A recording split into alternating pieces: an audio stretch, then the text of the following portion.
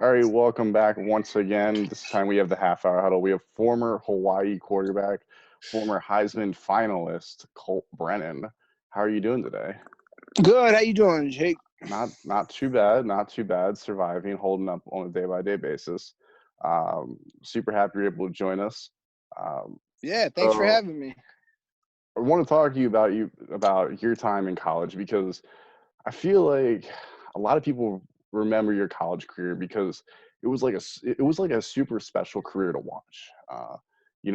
Coming from Hawaii, so they don't get a lot of press. Right now, from the East Coast, you're 6 hours behind. So I remember staying up to the 11:59 games, watching until 3 or 4 o'clock in the morning just to watch you guys play, especially back in those '06, '07 years, because I knew there was going to be a show. I knew you guys were going to score like 40, 50 points. I knew you were going to be throwing the ball for 400 or 500 yards.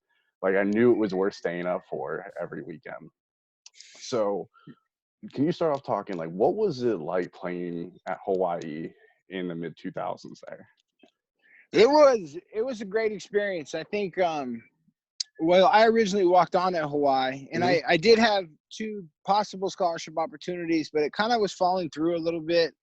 And June Jones had came out and did a visit with me, and I actually did my recruiting trip here, but they didn't know about some of my off the field issues. And so when that happened, me getting a scholarship there became more of a what's the word political thing, Hmm. because of the media and everything. So I remember I was home, and when you go on recruiting trips, they'll give you a big media guy. And when I got to come out here on my recruiting trip, it was in December. Hawaii was going into the Hawaii Bowl. It was Timmy Chang's last year, Chad Owens, and a bunch of other great players. And with Timmy Chang's reign, they had a bunch of great years here. So I remember I had the chance. There was a possibility of Syracuse. My cousin was at San Jose State. They had offered, retracted it, offered again. But as I was going through everything, I remember flipping the back of the media guide. In the 4 years that before I ended up at Hawaii, they had 2 9 wins, a 10 win, and an 8 win season. And they had wins over Northwestern. They had wins over Alabama. They had wins over some really majorly Hmm. good football programs. And I remember just thinking to myself, oh my God, this team knows how to win, especially in the last 4 years before I got there. And also, when I came out on my recruiting trip, they were going in. So I walked out on the field, and I'll never forget looking at the O lineman. And it was all these Polynesian just badasses, dude. And I was like, holy shit, these guys are going to be blocking for me. And then I looked across the board, and I saw all these young guys with dreads, and they weren't even starters. They were just redshirt freshmen. But you could tell there was talent. They had a track for winning, and they had talent. And if you live in Hawaii, if you come to Hawaii, you're kind of what they'll call it is island fever. When guys will come out here, you realize you're not attached to the mainland. Monday night football is at 2 o'clock in the afternoon. Like it's like you're really taken away. And there was something to that, but they also love their team sports here, and they love the local sports and stuff like that here. So like I remember when I was in college, volleyball, men's and women, they led the country, and it's games that were attended, and stuff like that. So there was this whole draw to Hawaii, and I grew up by the beach. I loved the whole vibe. I grew up with Sublime and Slightly Stupid, and Bob Marley's like my favorite artist of all time. And so the whole vibe just set in, and I was like, I just fell in love with the place, and I knew that they were going to have talent for the future. And so I even turned down a scholarship to walk on at Hawaii because I just knew there was something special about that. And at the very least, in the back of my mind, I said, who knows what happens with football, but at least I'll have my roots here in Hawaii, where that could be the place I end up living for the rest of my life. And when I went there, the first year was, a year of a lot of fun, but we weren't great. But by my junior year rolled around, there was something special going on, and the islands lit up, and my teammates were just so awesome. I was so happy I came to Hawaii. And by my senior year, it was a whole different ball game. I mean, all the buses would have "Go Warriors," and we were drawing crowds the stadium was sold out. By the end of my senior year, the only time the field had ever been rushed in the history of Hawaii football were my last two games of my senior year, when we were the only team to go undefeated. And so I look back on it, and I think I was very smart in realizing I want to line myself up with some great talent. I looked at that O-line and some of those running backs. I said, I want to be with these guys. And I saw the young talent coming up. And then it's Hawaii, man. I mean, everyone comes here for vacation and call it paradise. And we ended up having success while I was here. It ended up being just an unbelievable experience. And it's given me a place to call home for the rest of my life. So, two things there. I remember when I was in college, or when I was looking at colleges, I always would tell my dad, "Dad, I'm just going to go to the University of Hawaii. Like, I'm just going to go. I'm going to apply. I'm just going to go to the University of Hawaii, and I'm just going to go. And then you just never will see me again because I'll be living in Yeah. Hawaii." Obviously, it didn't happen. The second thing I wanted to ask you was, so you mentioned you walked on Hawaii. What was it like for you to kind of get the starting job there? Because coming in as a walk-on, it couldn't have been the easiest thing. You weren't handed the job at all. I'm sure you had to go earn it. But how hard was it for you to really step up and put that face out there for you to earn that position? Well, yeah, I mean, obviously earning the job, there's work. It just takes work, just like anything in life. What I did was when I first got here, there was a redshirt freshman by the name of Tyler Gronke. It was basically me and him that were going to be competing for this job. There were some older guys, Kaino Akina, and some other guys that had some experience and talent, you know. But you kind of got the feeling that June wanted to bring in a younger guy. I was a redshirt sophomore. Tyler was a redshirt freshman. And so you kind of got the feeling that we were the two guys that were going to be battling it out. In the summer before this season, I befriended Tyler. Me and him became good friends. In fact, we ended up living together my first year in the same apartment together. And we were boys. And so there was this competition that we had, but we respected each other. Tyler was a very, very good quarterback. He was really talented. His only thing was that he wasn't very big. He had some running attributes, but he did have a great arm, and he was a competitor. So I think, you know, they always talk about that. You know, I think of Sean Taylor and Ed Reed. What a nightmare to play them when they were in college, right next to each other. Mm-hmm. And then they go on to be the two of the best safeties, you know, the NFL had ever seen, right? And so it was like me and Tyler pushed each other, but it never broke down our friendship. You know, that was the one, you know, awesome thing. And, you know, one of the saddest parts was I know when June left, Tyler took it really hard because he waited behind me for 3 years, and his time had come to start his senior year. And, you know, it was tough on him. I know that. But he was a really talented quarterback. We pushed each other. And then I had these young kids around me. Luckily, I had some great veterans my sophomore year and my junior year. But there was this raw talent that was all around us. And so it was just, you know, they talk about a concoction or a mixture. It was the perfect mixture for success. And I was grateful to have Tyler. You know, me and him wrote it together, you know, and when my senior year rolled around, I got a really bad concussion. Back then, they didn't have the movie Concussion and all that stuff. So, like, you know, I was suited up the next week after I'd been passed out for 2 minutes on the field the week before. But Tyler came in while we were going for that undefeated record my senior year, and he led us to a victory over Colin Kaepernick and a really good Nevada team. I played a couple plays that game, but that was just to try and keep the defense honest. But, you know, there was just this great opportunity to have success here. And it's, you know, we didn't let it pass. We seized it and we ran with it. And it was a great 3 years, not only for me and my teammates, but the state of Hawaii. You know, we just had so much fun. So, your second year starting, you guys were really close to kind of reaching that elite level because you go back, you look at your 3 losses, it was by combined something like 9 points. It wasn't by a lot of points. It was, you know, 9, 10, 11 points. I forget the exact number, but you played a lot of close games where, you know, a couple of different bounces, you guys are looking at 11-1 record at the end of the year or potentially Yeah. going undefeated. Did you feel that going into your last year that you guys realized that you were close, and if you did a couple more things that you could really do something special? No doubt. I mean, to be honest, my junior year was the most talented team I've been on. We had Samson Satelli, who started for a number of years in the NFL as our center. I had an O-line that was loaded. I had 2 running backs. One was like 240, the other one was like 260, and they had wheels. They could run, and they were athletic. And my junior year was by far the most talented team I was on, but I think early on in the year, we played Alabama, at Alabama. We barely lost that game, last play of the game. Then we played Boise State, either game 3, I believe it was. And we barely lost that game at Boise State. And at the end of the year, Oregon State came in and we had a shootout with them, and we barely lost that game. A couple of things just didn't go, like you said, like a drop pass here. They make a great play one time and make a pick.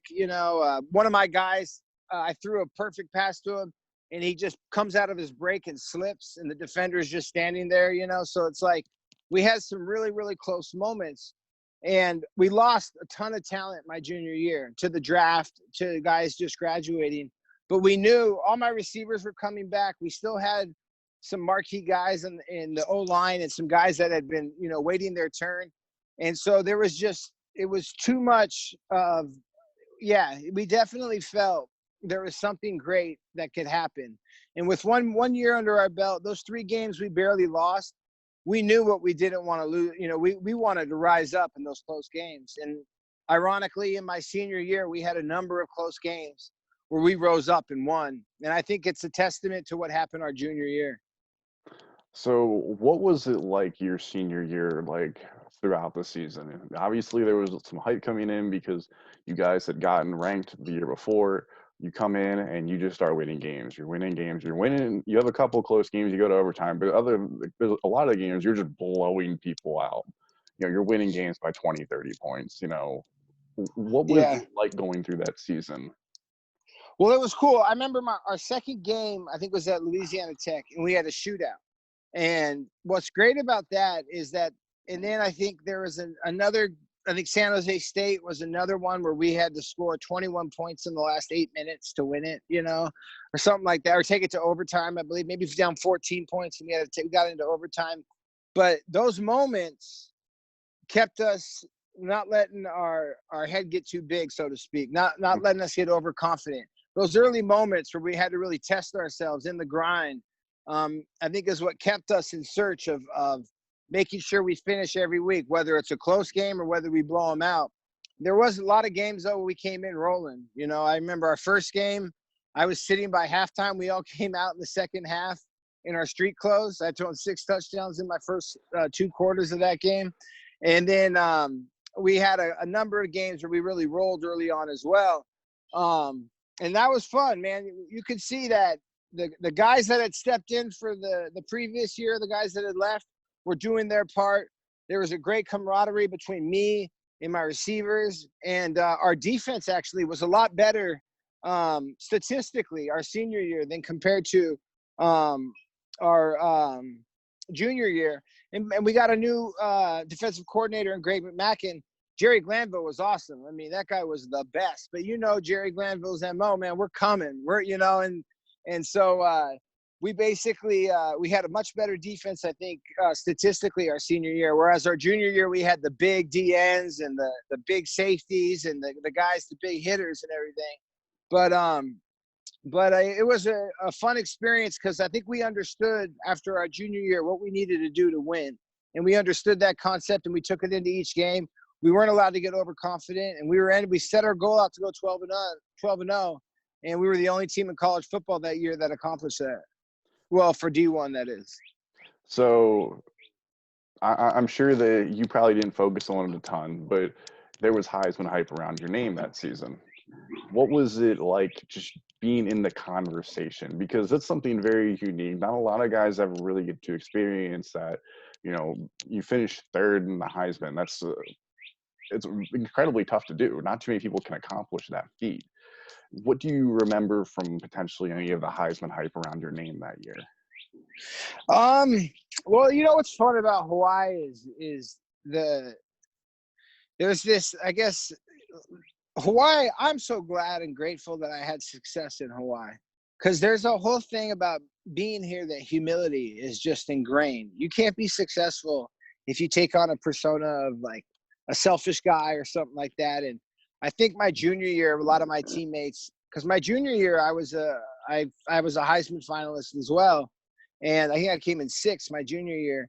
But it's easy to walk in the locker room and for someone to talk trash, or for someone like the Polynesian guys, a lot of guys, and the Hawaiians on the team are they're so funny, dude. I just remember so many amazing moments. And they used to like put up every week, they would have lookalikes, right?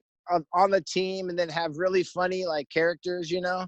And so we walked in one game week, and they had me and the Geico caveman. And but it was exactly the kind of stuff you need to realize that it's much bigger than you. And there was some great camaraderie on all three of my teams. And you know, we really loved each other. And to this day, the majority of us stay in touch. We're still close friends. They still can be called on at any time. And in fact, not this past fall, but the fall before, we were initiated into the Hawaii Hall of Fame. We all went to a game, and it was so fun. I can't even begin to tell you. And I felt kind of out of place because I was the only one that didn't have a baby. I'm like, can I borrow someone's baby? So I feel like we had this giant group pick, and everyone had their kids and their babies and stuff. But there was, as much as we had success in Hawaii, there was a true love for each other as teammates that really, I think, made it even more special. Yeah, I mean, because without those guys, like, you wouldn't have even gotten the consideration. Obviously, the Heisman's a little bit more of a quarterback-driven award, so Yeah. not want to say those guys were disqualified, but with the current statute of college football, they kind of are disqualified unless you're a quarterback or a really talented running back. So Yeah, a receiver. Yeah, I mean, it's just, yeah, it is more of a quarterback. I mean, I believe my senior year was one running back, three quarterback, but it is a majority because of the position. It's kind of, you know, and quarterbacks have an easier time of being elected or being voted for it. what was it like going to New York for it? It was pretty cool. The only thing was I was in finals week, and June really pressured me to get I think the NCAA was coming in with a new rule that, like, if so many guys don't graduate, you can lose scholarships and stuff like that. So he pressured me to make sure I got my degree done by the end of the fall. And so when I was saying I was in finals week, I was in legitimate finals week. And, you know, I'm flying almost halfway across the world to go to New York, you know? And so, but it was a really cool experience regardless. I had so much fun. You know, you dream about, oh, that could be me one day. Is that I was fucking that for a day. You know, I got to be the guy who got ushered around and put a nice coat on and went to the ceremony. And I had a ton of fun with the memories I gained. Darren McFadden and his family were awesome. His mom was really cool. And me and Chase Daniel, we built a really good friendship. And after the award was won, we went out together that night.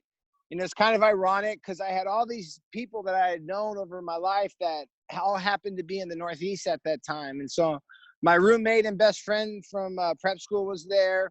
Two of my ex-girlfriends were there. My girlfriend at the time was there. But, like, we all met up and went to this great after-hours place, and we all hung out and had fun together. And my favorite part of the night, I laughed so hard, was looking over the dance floor and watching Chase Daniel make out with one of my ex-girlfriends. That is incredible. And so when he came to the Redskins, incredible. yeah, when he came to the Redskins, it was my second year. I made sure to tell the QB group room about that. That is absolutely incredible. That's the best story anybody's ever told me on this. So, what is kind of one of your favorite memories from your senior year at Hawaii? Wow, that's a tough one. There's just so many great memories. I'll give you two you or know, three if you really want. Yeah, well, I mean, I could measure it on, you know, like success on the field, right? No, And your personal favorites. my personal favorite would have been, we had to go from Hawaii to Louisiana, play Louisiana Tech, and then we had to play UNLV the very next week. Instead of flying us back and forth, we stayed on the mainland for the whole trip. And I remember before we flew up for the UNLV game, which what I would assume was either Friday morning or Thursday night, the coaches took us they rented out a movie theater. And so it's like 60, 70, you know, 60 teammates, 70 teammates, whatever the number was. And we all watched Superbad, which had just came out. And it was like, that movie is obviously hilarious, but to watch it when you're like 3, 4 years out of high school, some younger, like it was so fun, and we had such a blast. And then we flew up to UNLV and we smashed UNLV, and they almost beat Wisconsin, I think, the week before we got there. And if Las Vegas, they call it the Ninth Island, and so the Hawaii fans were crazy.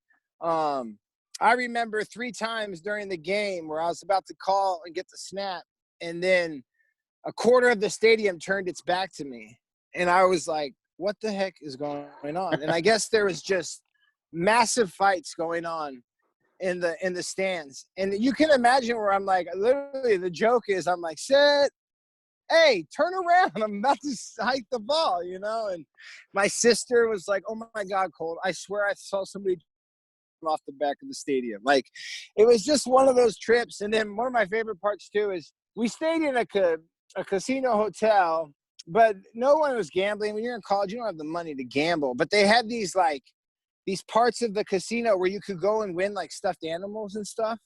And so we're playing UNLV on ESPN, or that might have been Reno. I'm sorry. Maybe that was Reno. But I was just going to say, on the Reno game, they were showing everybody getting off the bus, and everybody had these giant stuffed animals that they had won in the casino.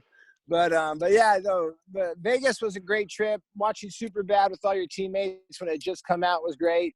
And then there's just so many more great moments that happened that year. Yeah, it sounds like you guys had a fantastic camaraderie, at least. Yeah, it was just as fun as as successful we were. It was just as fun.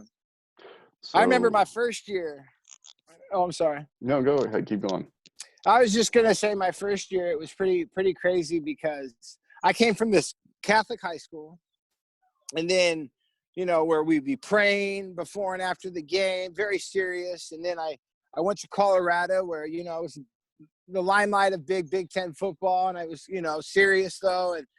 And then I get with JUCO and then came to Hawaii, and I just remember we played Idaho, and we got beat pretty bad my first year, and we're all on the bus, and they're like in the back of the bus, they're playing the ukulele and singing, and they're laughing, and they're all, and it was just like, I was sitting there just like, what?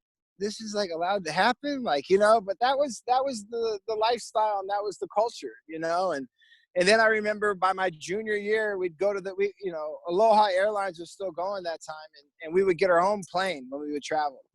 And so in the back of the plane, the guys would be playing the ukuleles. We'd be having rap battles, and there's just so many great stories about the whole experience. So I want to transition a little forward now. You're still in Hawaii. So what is your perception of Hawaii football now compared to what it was when you were there? Well, I do miss Coach Rolovich. Mm-hmm. He was a GA my first year. And he was so awesome to have on the sidelines. And he like me came here and he fell in love with the culture, knew the culture. Coach Rolo's a really easy guy to get along with. The teammates, from everything I heard, everyone loved him. He was really, really well beloved. Very proud of him where he's gotten to. Mm-hmm. But I do miss Rolo. I found myself going to a lot of games the last couple of years. Not so much this year. That was just I watched them all, but the 2 years before that, I went to a lot of games. And so anyways, I think though, because we have a new coach coming in, there's always question marks, and that's normal. I haven't had a chance to meet Coach Graham yet, but I look forward to getting over there and meeting them. I've been busy with a lot of different things in my life. So I was hoping maybe, trying to see where I can maybe kind of come in and maybe help out a little. We'll have to wait and see once they get back to the island, once the whole COVID thing dies down, and if the season is even going on, which is the scariest part. Mm-hmm. I know it's in hindsight, there's so much more to be concerned about, but God, I'll miss football if it's not around this fall. But I'm excited for what, new coach brings new opportunity, new possibility, and I'm excited to see where it goes. Yeah, I'm starting to get more confident we're going to get a season just by seeing the talking heads, and ADs are starting to seem more confident. Like I know Ohio State's AD said something about having 20,000 people in the stands. So that starts to give me a little more confidence that potentially it's going to happen. uh, so the last couple of years, Cole McDonald's been the quarterback, and I know Right. I always liked watching Cole. I thought he was super talented. I thought he kind of went under the radar a little more because of similar to you playing in Hawaii. What did you think about Cole McDonald as a quarterback? I thought he was well, first and physical specimen. I even saw some of his combine numbers, and they were pretty remarkable. But I always knew that he was a physical presence. He's very big, very strong, and he's got speed. And I think he even posted a picture of him doing some type of jumping thing. It looks like he's literally hovering like Buddha style over the ground. He's like 8 feet up, and he's got his legs up. But he was a physical presence, and mentally he was a great guy.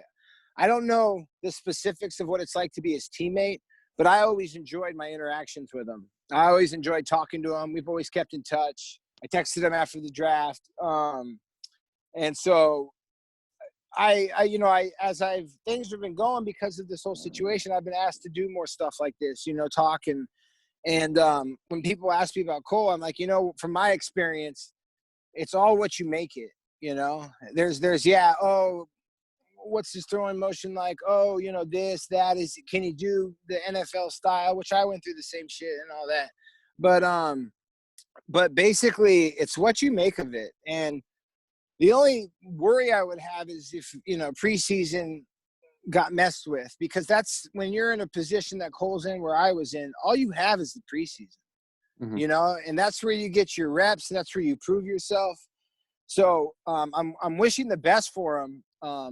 When it comes to size, strength, speed, and arm strength, I think he has all the intangibles to be able to be something. I think he could be productive. Now, that also depends on coaching and all the other little variables that come into play. But he has the size, the physicality to do it. Being mentally strong is just as important in that game. And so it's going to be interesting to see. He always looked physically intimidating to me, He was, man. He with those definitely was. dreadlocks coming down like the middle of his back. He just always Yeah. looked like an intimidating quarterback. Like he was willing to like run you over. Yeah, no, and he was, man. He was physically very impressive. So, what do you think? Obviously, you said you haven't met the new coach yet. You haven't met Coach Graham yet. Yeah. What do you think the next couple of years for Hawaii football could look like? That's a good question. Right now it's all just, if I got over there and they were doing spring practice and I got a chance to, I'd have a little bit more insight. Um, Everything in this world is just a question mark right now. They're not, just with the NFL, they're doing their training camp via Zoom. I mean, it's just weird.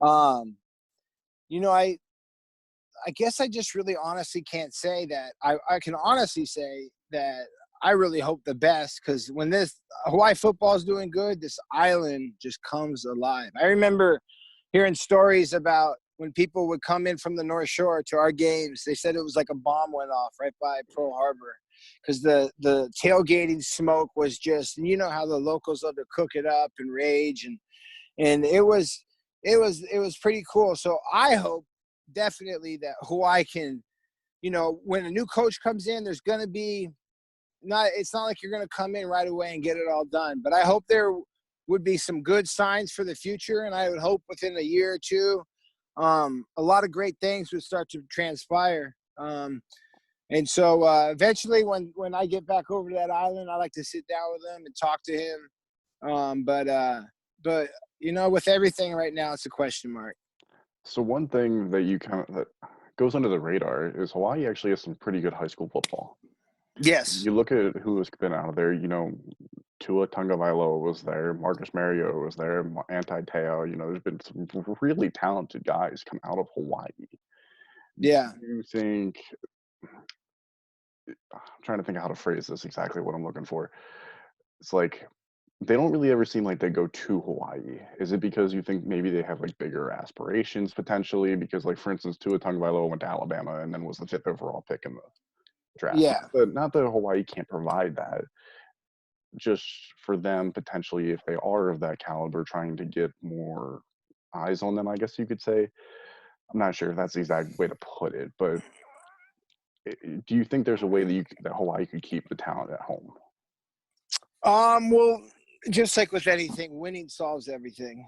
I know that they've done some great things with the facilities and stuff like that lately. Um, you know, I think that, and I know that Hawaii back in June's era landed some great local recruits. I think one thing they did a great job of is, like, for instance, St. Louis. All the guys you named that went Mm-hmm. on, they all came from St. Louis, and two of the coaches that were with me at Hawaii are now back there as the coaches at St. Louis and stuff like that. But what those guys did when they were with Hawaii is they would go out. There is a lot of talent in Hawaii, and the lifestyle alone breeds a ton of talent. You know, whether these guys are scrapping, fighting in the street, or whether they're out body surfing, there's just culturally, there's just something about being big and tough, and they did a great job of going out and getting walk-ons to come on. So it's like every year we had a bunch of dope walk-ons, and you may not have heard about these big glory stories, but when it came about filling in or playing small roles or doing some things that really made a difference, they really did. You know, there has to be a consistency of winning that's going to help. You know, how do you blame a kid that's grown up Hawaii his whole life that gets an opportunity to go to some of these big schools? It's hard to keep him here unless they have a lot of roots and family here in Hawaii. And then it's easier for them to stay, and which has been the case. Like in two of those cases, family straight up moved to Tuscaloosa, Alabama. Yeah. But Alabama, you know, is Alabama, you know. And so, you know, God, I mean, if I remember correctly, they sent the most guys to the first round that got picked in the first round this year out of any college. I mean, it is the premier college football school. But it like I said, if Hawaii finds a way to create its own persona and its own attitude, and if the school does a good job of maintaining facilities and creating the atmosphere that makes it, I mean, that was always fun for us, though, is that we had a badge on our shoulder because our facilities at the time were awful. I mean, it was like my high school had better facilities than this, you know, and there was all these things that needed to be addressed, and us going to the Sugar Bowl allowed a lot of that stuff to be addressed. And but that was also one of the things, we didn't need a lot to compete with the best teams in the country, you know, and that's also because of just the lifestyle here in Hawaii, the humility, and the dream to do something great. So a couple last questions, then I'll let you get out of here. Who was the best player you thought you played with at Hawaii? Oh, that's tough. There's a lot of good ones. I would have to say I had a lot of great receivers, obviously. Some that I'm very close to today. Devon Best, Ryan Grice Mullins, Jason Rivers, Chad Mock. I mean, I can name so many. Keep going. Ross Dickerson. He was a great player. But the guy that I might be biased because he was one of the coolest, funniest. He was my roommate my whole junior year, and he made everything amazing, was Nady Laua.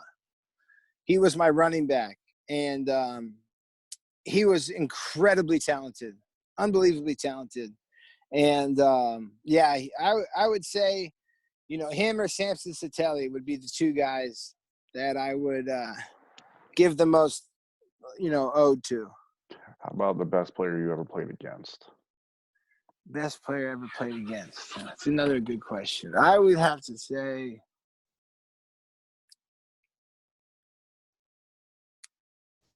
oh, that's easy now. I hope I'm not. There's two guys, Marcus Riley and Marcus Howard. Marcus Riley is the guy, I'm pretty sure, from Fresno that knocked me out for, like, it's like my most watched YouTube clip, which is just, wow, man, I threw a bunch of touchdowns and did all this good. You The threw most like watched 150 YouTube clip is touchdowns. him running downhill. Watch YouTube clip is him running downhill and knocking me out cold for like 2 minutes out of the game.